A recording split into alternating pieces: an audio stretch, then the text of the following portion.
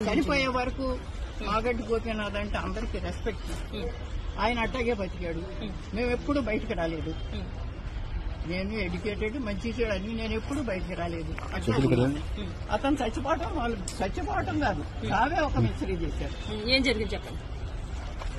ఇదంతా మరి కేటీఆర్ గారి వల్లే జరిగిందని నేను జవాబు ఆయనే చెప్పాలి నాకు. ఎందుకంటే ఒక హాస్పిటల్లో ఉన్నాడు, చచ్చిపోయాడని కొంతమంది అంటున్నారు. చూడండి పంపించలేదు. స్టాండర్డ్ గా ఆ తల్లి అన్న వదిన రాకూడదు లోపలికి, ఎక్కడికి రాకూడదు, ఐయూసీ ప్రెమిసెస్ రాకూడదు. వస్తే ఏమవుద్ది తల్లి వస్తే తర్వాత అక్కడ ఉన్న వాళ్ళకి కూడా ఏమి ట్రీట్మెంట్ జరుగుతుందో వాళ్ళకి చెప్పొద్దు. అసలు జబ్బు చేసిందే నాకు తెలియకుండా హాస్పిటల్కి తీసుకెళ్ళిందే నాకు తెలియదు. ఎవరో హాస్పిటల్ తెలిసిన ఆయన ఫోన్ చేసి బాబు వచ్చేసారు అని పెద్ద బాబు ఏంటికి ఏంటంటే రాని మరే. అలాగే ఇప్పుడు కూడా వాళ్ళ కొడుకుని కానీ మీరు ఎందుకు చనిపోయినప్పుడు ఎందుకు రాలేదని చెప్పి అయితే అడుగుతున్నారు. భార్య ఎందుకు రాలేదు, కొడుకు ఎందుకు రాలేదు, గోపీనాథ్ గారు చనిపోయినప్పుడు ఏ కారణం చేత వాళ్ళు రాలేదు. వాళ్ళు ఏ కారణం చేత రాలేదు మరి ఊర్లో ఉన్నదా నన్నే అంటే ఇప్పుడు వాళ్ళ అబ్బాయి చెప్తున్నాడు బెదిరించారు, వాళ్ళ అబ్బాయి అంటున్నారండి బెదిరించారు మమ్మల్ని, ఆ బెదిరింపుల వల్ల నేను రాలేదు, నేను యుఎస్ లో ఉన్నాను అంటున్నారు. కావచ్చు, అబ్బాయి యుఎస్ లో ఉన్నాడు కావచ్చు. ఎందుకంటే నేను ఇంట్లో ఇక్కడ పిల్లడు అక్కడ ఉండంగానే ఇంకా చనిపోయాడా లేదో తెలియదు, వెంటిలేటర్ లో ఉన్నాడు.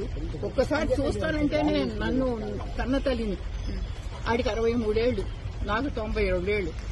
ఏమ్మా చివరి దశలో ఇటువంటి బాధ వచ్చింది ఏంటి, పిల్లని చూస్తానంటే చూడలేకుండా చేసి 3 రోజులు మరి వెంటిలేటర్లో అట్టి పెట్టారు. నాకేంటి డాక్టర్స్ రావచ్చమ్మా అంటే నాకు తెలియదు కదా, ఆశ అనమాట. వస్తున్నా అక్కడే పడినా. ఈ కేటీఆర్ గారు ఒకసారి వచ్చారు, వచ్చినప్పుడు అయ్యా నన్ను ఇటు రానివ్వట్లేదు కొంచెం చెప్పాయా అంటే గమ్మని తలుపు మూసుకుని వెళ్ళిపోయాడు. కానీ అయ్యో వస్తాను చూస్తాను ఏంటమ్మా అని మాట కూడా అడగదు ఆయన. వచ్చాడు, వచ్చి వాళ్ళతో మాట్లాడాడు పైకి వెళ్ళి. వాళ్ళు వేరే రూమ్ లో ఉన్నారు, మాట్లాడా పరిగెత్తారు. ఏంటంటే లిస్ట్ లో కేటీఆర్ ఉన్నారు, నేను కూడా ఆ లిస్ట్ లో ఉంటాను. అయ్యో ఈయన చెప్తాను కొంచెం చూడండి ఇస్తాడేమోనని ఆశమ్మ ఏం చేయదు అన్నది.